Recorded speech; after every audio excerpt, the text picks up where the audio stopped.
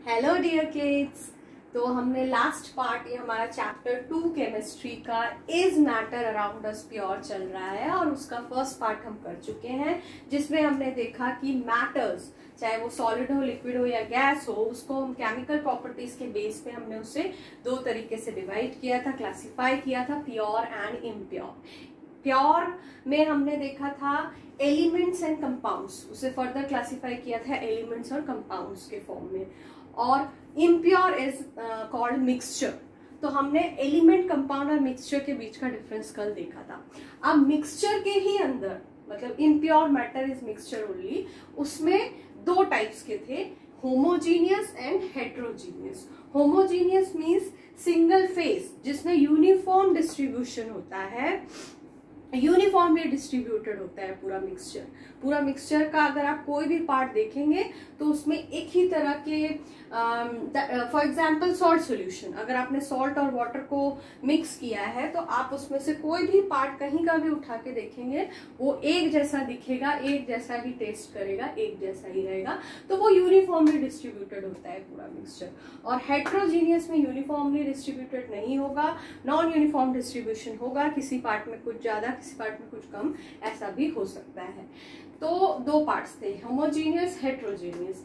Homogeneous mean single phase, एक ही face जैसा दिखेगा, उसमें हर तरफ एक जैसा दिखेगा, सॉल्ट सॉल्यूशन पूरा एक जैसा दिखता है, एक ही फेस हमें उसमें विजिबल होता है। Sugar solution is also the homogeneous solution. इस तरह के सॉल्यूशंस को ट्रू सॉल्यूशंस बोलते हैं, ट्रू सॉल्यूशंस, जो पूरा एक जैसा हो जाता है। हेट्रोजीनियस में कैसा होगा, जैसे कि सैंड प्लस वाटर, तो उसमें सैंड अलग दिखेगी, वाटर अलग दिखेगी, या फिर ऑयल प्लस वाटर, उसमें ऑयल ऊपर रह जाएगा, वाटर नीचे रह जाएगा। तो वो चीज हम आंखों से देख सकते हैं उसे अलग अलग हेट्रोजीनियस में, है ना। तो अब होमोजीनियस में ट्रू सॉल्यूशंस आते हैं, और हेट्रोजीनियस को फर्दर दो में क्लासिफाई किया गया है, कोलाइडल सॉल्यूशन, या जिसे कोलाइड्स भी कहते हैं, एंड सस्पेंशंस। ठीक है, डिफरेंस क्या है इन तीनों में, true solution, colloidal and suspension में क्या डिफरेंस है? मेनली उनके पार्टिकल साइज का डिफरेंस है। हम इनकी टर्मिनोलॉजी है, जब हम ट्रू सॉल्यूशन की बात करते हैं तो सोल्यूट प्लस सॉल्वेंट, दो चीजों का मिक्सचर बनता है। सोल्यूट वो होता है जो आपके मिक्सचर में कम क्वांटिटी में प्रेजेंट होता है, और जो आपके मिक्सचर में ज्यादा क्वांटिटी में प्रेजेंट होता है हम उसे सॉल्वेंट बोलते हैं। जैसे कि सॉल्ट सॉल्यूशन में हम वाटर में सॉल्ट डालते हैं, सॉल्ट में वाटर नहीं ना, सॉल्ट की क्वांटिटी मेनली कम ही होगी यूजुअली, और वाटर की क्वांटिटी ज्यादा होगी। इन दैट केस सॉल्ट आपका सोल्यूट पार्टिकल है, और वाटर जो है it act as a solvent. तो ये टर्मिनोलॉजी का डिफरेंस है कि ट्रू सॉल्यूशन में हम सोल्यूट प्लस सॉल्वेंट, सोल्यूट और सॉल्वेंट, ये दो टर्म्स यूज करते हैं। वहीं हम कोलाइडल में डिस्पर्स्ड फेस और डिस्पर्सिंग मीडियम, ये वर्ड्स यूज करते हैं। डिस्पर्स्ड फेस जो पार्टिकल्स हैं जो हम मिला रहे हैं, और डिस्पर्सिंग मीडियम जिसमें हम मिला रहे हैं। बस टर्म्स इसके ध्यान रखिए। सस्पेंशंस में हम सस्पेंडेड पार्टिकल्स, जैसे सैंड प्लस वाटर में सैंड आपका सस्पेंडेड पार्टिकल्स होगा और वाटर आपका मीडियम होगा। तो सस्पेंशन बनाने के लिए सस्पेंडेड पार्टिकल प्लस मीडियम होता है, कोलाइडल बनाने के लिए dispersed phase plus dispersing medium होता है, और ट्रू सॉल्यूशन बनाने के लिए सोल्यूट प्लस सॉल्वेंट होता है। तो जो आपके सोल्यूट का साइज है, या यहाँ पे जो डिस्पर्स्ड फेस के पार्टिकल्स का साइज है, या यहाँ पे जो सस्पेंडेड पार्टिकल्स का साइज है पार्टिकल्स का, उन पार्टिकल्स के साइज के बेसिस पे ही इसका क्लासिफिकेशन किया गया है, और उसी वजह से इनकी प्रॉपर्टीज डिफर करती है। तो फर्स्ट है कि उन पार्टिकल का साइज, इसमें सोल्यूट के पार्टिकल्स का साइज होता है 0.1 nanometre to 1 nanometre. 0.1 nanometre means बहुत छोटा, 1 नैनोमीटर से भी छोटा, ऑलमोस्ट एटॉमिक लेवल तक वो छोटा हो जाता है ना। तो वो बहुत छोटा होगा, तो ऑब्वियसली हम उसे नेकेड आई से नहीं देख पाएंगे। तो ये आप एक डिफरेंस खुद बना के यहाँ लिख सकते हैं कि इतना छोटा है, that can't be seen by our naked eyes. Okay, microscopic, उसमें भी पावरफुल माइक्रोस्कोप के अंडर ही हम उन पार्टिकल्स को देख सकते हैं। फिर कोलाइडल का साइज होता है, ये 0.1 to 1 है, और ये 1 से ऊपर 1 to 1000 nanometer. It's nanometer. Nanometer is 1 nanometer is equal to 10 raised to the power -9 metre. बहुत छोटा होता है ये, 1 मीटर से भी बहुत ज्यादा छोटा होता है. नैनोमीटर बहुत ही छोटी यूनिट है. तो ये 0.1 से 1 तक है और ये 1 से 1000 तक है. और 1000 से ऊपर का अगर साइज है तो वो सस्पेंशन में आ जाएगा. जैसे कि सैंड पार्टिकल बहुत बड़े होते हैं, हम उन्हें अपनी आंखों से देख पाते हैं. तो हम सस्पेंशन के पार्टिकल्स को ही आंखों से देख सकते हैं, क्योंकि सैंड प्लस वाटर आप करेंगे तो सैंड आपको फिर भी दिखता ही है ना. लेकिन ट्रू सॉल्यूशन के केस में और कोलाइडल के केस में, दोनों ही केस में हम उसे नेकेड आई से नहीं देख सकते हैं. कोलाइडल में हम उसे माइक्रोस्कोप से देख सकते हैं, है ना. अब दूसरी बात कि इसका पार्टिकल बहुत छोटा है, इसीलिए वो बीच में ही पूरे सॉल्वेंट के बीच में फिक्स हो जाता है, अच्छे से घुल जाता है और वो ग्रेविटी से सेटल डाउन नहीं होगा. अगर आप सॉल्ट सॉल्यूशन को अच्छे से सॉल्यूशन बनाएं, अच्छे से मिक्स करें, उसे थोड़ी देर के लिए वैसे ही छोड़ दें, थोड़ी देर बाद भी वो वैसा ही रहेगा. ऐसा नहीं होगा कि नमक पूरा सेटल होके नीचे आ जाए, ऐसा नहीं होगा, क्योंकि ग्रेविटी की वजह से उसके पार्टिकल सेटल डाउन नहीं होंगे, क्योंकि वो इतना बड़ा साइज नहीं है उनका, कि इतना मास नहीं है कि वो ग्रेविटी की वजह से सेटल डाउन हो जाए. तो particles do not settle down. Okay. Colloidal के केस में भी particles do not settle down due to gravity, but it can be settle down by the method of centrifugation. Centrifugation method क्या होता है आगे भी हम पढ़ेंगे. जब हम फिजिकल मेथड ऑफ सेपरेशन पढ़ेंगे तो हमारे पास 10 सेपरेशन टेक्निक्स हमें इस चैप्टर में पढ़नी है, उसमें से एक सेंट्रीफ्यूगेशन है.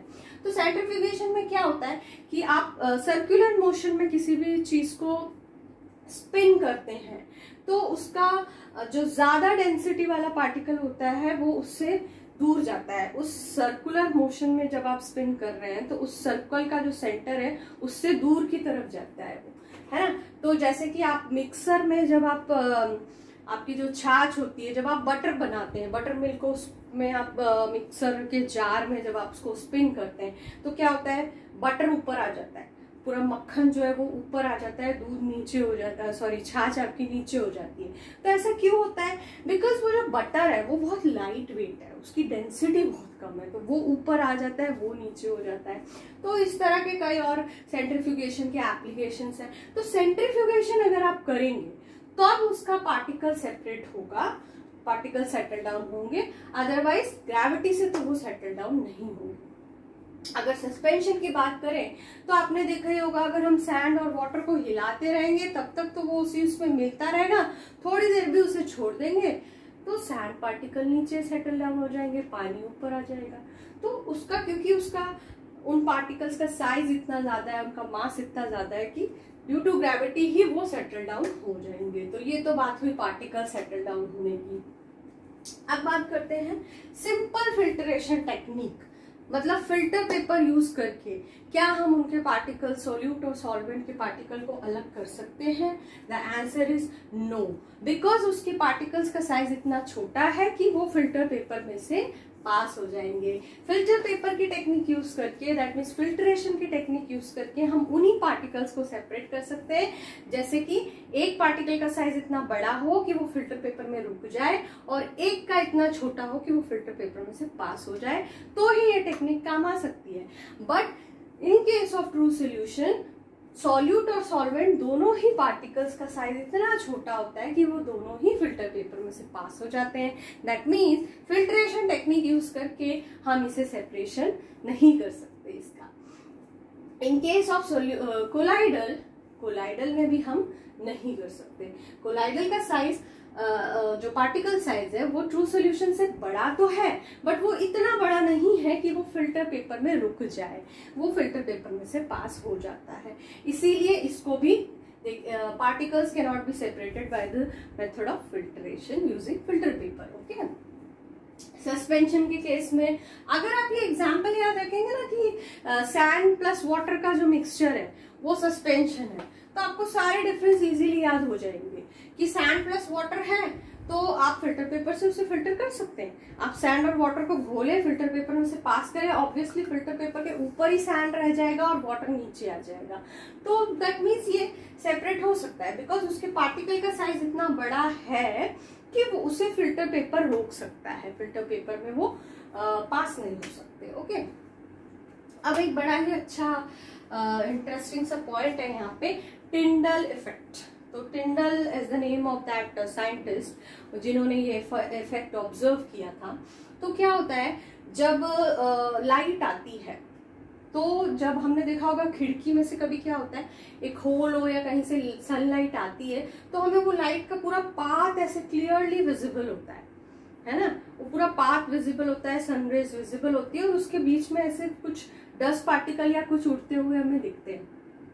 और डस्ट पार्टिकल तो पूरे रूम में ही होते हैं बट हमें दिखते सिर्फ उसी पाथ में, उस पाथ में क्लियरली दिखते हैं, ये आपने ऑब्जर्व किया होगा। तो that is this effect is called Tyndall effect. उसमें क्या होता है कि वो जो पार्टिकल्स हैं वो जब वो लाइट रेज आके उस पार्टिकल में टकराती है तो वो पार्टिकल का साइज इतना होता है कि वो उस लाइट को स्कैटर कर देता है, उस लाइट को फैला देता है, बिखरा देता है। तो लाइट की जो स्कैटरिंग हो जाती है दैट इज टिंडल इफेक्ट, उस वजह से टिंडल इफेक्ट होता है।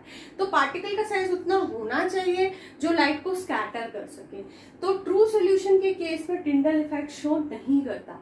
अगर आप एक ट्रांसपेरेंट ग्लास लेंगे और उसमें सॉल्ट प्लस वाटर का सोल्यूशन बनाएंगे, क्लियर सोल्यूशन बनेगा एकदम, और आप उसमें से जब लाइट पास करेंगे तो लाइट तो पास होगी लेकिन उस सोल्यूशन के अंदर उस लाइट का पाथ विजिबल नहीं होगा बिकॉज उन पार्टिकल्स का साइज इतना छोटा है कि वो उसे स्कैटर नहीं कर पा रहे हैं रेस को, है ना।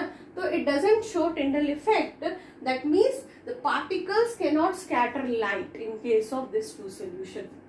वहीं कोलाइडल सोल्यूशन में जो पार्टिकल साइज है वो इतना है कि वो लाइट को स्कैटर कर सके, दैट मीन्स कोलाइडल सोल्यूशन जो है वो आपका टिंडल इफेक्ट शो करता है। वैसे ही जो आपका सस्पेंशन है वो भी टिंडल इफेक्ट शो ऑब्वियसली करेगा बिकॉज पार्टिकल का साइज जितना बड़ा होता जाएगा उतनी ज्यादा पॉसिबिलिटी है लाइट को स्कैटर करने की। तो ये लाइट को स्कैटर कर पाएंगे बट ये लाइट को स्कैटर नहीं कर पाएगा। और एग्जाम्पल मैंने आपको बता ही दिए है कि ट्रू सोल्यूशन के एग्जाम्पल है सॉल्ट सोल्यूशन, शुगर सोल्यूशन, और कोलाइडल के सोल्यूशन, कोलाइडल सोल्यूशन का जो एग्जाम्पल्स है वो है मिल्क, उसमें कुछ मिलाया नहीं है, मिल्क ही एक कोलाइडल है, मिल्क एक कोलाइडल है। Milk is not a pure substance, pure की कैटेगरी में नहीं रखा गया है, मिल्क को इम्प्योर की कैटेगरी में रखा गया है क्योंकि मिल्क को अगर आप देखें तो उसके अंदर प्रोटीन के कंपाउंड्स होते हैं, उसके अंदर फैट के कंपाउंड्स होते हैं, तो it's a mixture of different kinds of compounds. तो इसीलिए वो एक मिक्सचर में आता है और उसके पार्टिकल के साइज के अकॉर्डिंग उसे कोलाइडल में रखा गया है। मड प्लस वाटर भी है और सस्पेंशन का बेस्ट एग्जाम्पल है सैंड प्लस वाटर का। आप दिमाग में रखेंगे ये एग्जाम्पल्स तो आप इनके डिफरेंस क्लियरली याद रख पाएंगे। तो किड्स ये एक टेबल आपके एनसीईआरटी की बुक में दिया हुआ है, ये डिस्पर्स्ड फेज और डिस्पर्सिंग मीडियम, आपका सॉलिड लिक्विड गैस कुछ भी हो सकता है, उसके बेसिस पे कोलाइड्स के कुछ नाम होते हैं, कोलाइडल सॉल्यूशंस के। वो कैसे होते हैं, जस्ट बहुत सिंपल है, उसको आप इसमें देख लीजिए। आपका अगर ये कोलाइड्स है, कोलाइड्स में ही हम ये वाले टर्म यूज करते हैं, कोलाइडल सॉल्यूशन में ही हम ये वाले टर्म्स यूज करते हैं। तो अगर आपका डिस्पर्स्ड फेज लिक्विड है और डिस्पर्सिंग मीडियम गैस है, दैट मीन्स लिक्विड को गैस में मिक्स किया। ऐसा होता है कि गैस में लिक्विड मिक्स कर दें, ऐसा पॉसिबल है? बिल्कुल पॉसिबल है। जैसे मैंने आपको पहले बताया था कि एयर में जो ह्यूमिडिटी होती है, जो वाटर पार्टिकल्स होते हैं एयर में, एटमॉस्फेयर में, वो क्या है? गैस है।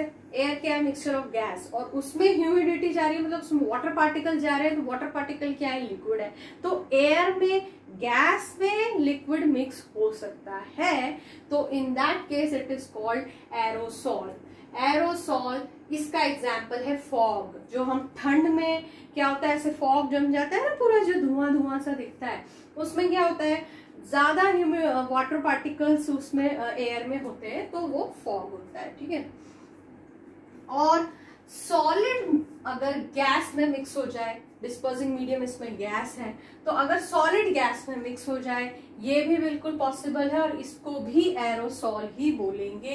दैट मीन्स जब भी आपका डिस्पर्सिंग मीडियम गैस होगा, बाकी और किसी केस में गैस नहीं है, जब भी आपका डिस्पर्सिंग मीडियम गैस होगा और फिर यहाँ लिक्विड हो या सॉलिड हो तो उसे हम एरोसॉल ही बोलेंगे दोनों केस में। तो उसका एग्जाम्पल है, बहुत बढ़िया एग्जाम्पल है स्मोक। स्मोक क्या है आपका, जो आपके गाड़ी में से एग्जॉस्ट निकलता है, आपके व्हीकल्स में से जो एग्जॉस्ट निकलता है या जो सिगरेट का स्मोक निकलता है, वो स्मोक क्या होता है, उसमें सॉलिड पार्टिकल्स ऑफ कार्बन वो सॉलिड पार्टिकल्स होते हैं उसके, और वो जाके गैस में सस्पेंड हो जाते हैं, गैस में मिक्स हो जाते हैं। तो इस केस में स्मोक एक बेस्ट एग्जांपल है याद रखने के लिए, जिसमें सॉलिड गैस में मिक्स हो जाता है।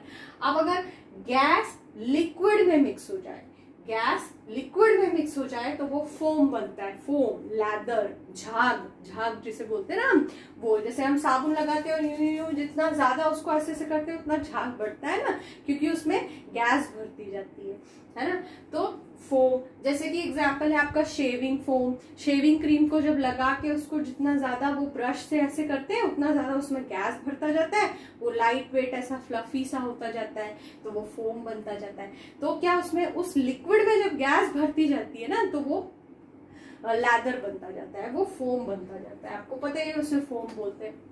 तो गैस जब लिक्विड में मिक्स होता है उसे फोम बोलते हैं। जब लिक्विड में मिक्स होता है, लिक्विड दोनों ऐसे हो तो उसे इमल्शन कहते हैं। फॉर एग्जाम्पल मिल्क के अंदर फैट होता है, प्रोटीन होता है, तो वो सारी चीजें भी लिक्विड फॉर्म में ही होती है। और जब हम उसे सेंट्रीफ्यूगेशन करते हैं तो उसकी डेंसिटी अलग अलग होने की वजह से उसका क्रीम अलग हो जाता है, दूध अलग हो जाता है ना। स्कीम्ड मिल्क क्या होता है, जो बहुत ही लो फैट मिल्क मार्केट में मिलता है, उसको क्या करते हैं सेंट्रीफ्यूगेशन टेक्निक से उसकी क्रीम अलग कर लेते हैं, उसका फैट अलग हो जाता है, बचा हुआ मिल्क। तो वो सारी चीजें लिक्विड में ही मिक्स होती है, तो उसे हम इमल्शन कहते हैं। बेस्ट एग्जाम्पल है मिल्क। अब सॉलिड लिक्विड में मिक्स हो तो बहुत कॉमन है ये, तो सॉल्ट को वाटर में मिक्स करो, शुगर को वाटर में मिक्स करो, तो उस केस में उसे सॉल्ट बोलते हैं। और उसका एग्जाम्पल है मड वाटर, मड को वाटर में मिक्स करें, मड सॉलिड है और वाटर लिक्विड है। तो इसमें बहुत सिंपल है ये, गैस सॉलिड में मिक्स हो, गैस सॉलिड में मिक्स हो, ये पॉसिबल है क्या? बिल्कुल पॉसिबल है। आप एग्जाम्पल देखिए फोम क्या होता है, जब आपका स्पंज, दैट मीन्स स्पंज जो होते हैं ना, इसका एग्जांपल है स्पंज याद रखिए। स्पंज क्या होता है, उसमें बीच बीच में एयर गैप्स होते हैं, है ना, और जो उन एयर गैप्स में एयर फिल्ड अप हो जाती है, वैसे वो सॉलिड का बना हुआ है लेकिन बीच बीच में उसमें एयर है, तो जिससे कि वो पुश करते हैं हम तो वो थोड़ा कंप्रेस भी हो जाता है, एयर निकल जाती है। तो सॉलिड के अंदर गैस भरी हुई है, अंदर गैस मिक्स्ड है, तो गैस को सॉलिड में मिक्स किया तो फोम बनता है, जिसका एग्जांपल आप स्पंज याद रखिए दिमाग में, ठीक है। अब लिक्विड को सॉलिड में मिक्स करें, लिक्विड को सॉलिड के अंदर डालें, ये होता है, इसे जेल बोलते हैं, है ना। जैसे आपका बेस्ट एग्जांपल है जेली जो हम खाते हैं उसको देखेंगे, होता तो सॉलिड ही है बट वो ऐसे हिलता है जैसे वो लिक्विड है ना, तो वो सॉलिड के अंदर लिक्विड होता है उसमें। अब सॉलिड में सॉलिड मिक्स हो ऐसा भी होता है, इसको सॉलिड सॉल बोलते हैं। और इसका एग्जाम्पल है कलर्ड जेमस्टोन। जो जेमस्टोन्स होते हैं आपके, जो आपके नेचर में ही आपको मिलते हैं, तो उसमें क्या होता है कलर्ड सॉलिड्स होते हैं और अंदर ही, जिसकी वजह से वो कलर्ड दिखता है। तो वो जेमस्टोन्स जो होते हैं वो बेस्ट एग्जांपल है सॉलिड में मिक्स हो तो ये आपके कोलाइड्स हैं, इनके कुछ नाम हैं, ये आप याद रखिए। And that's all for today kids, thank you, bye bye.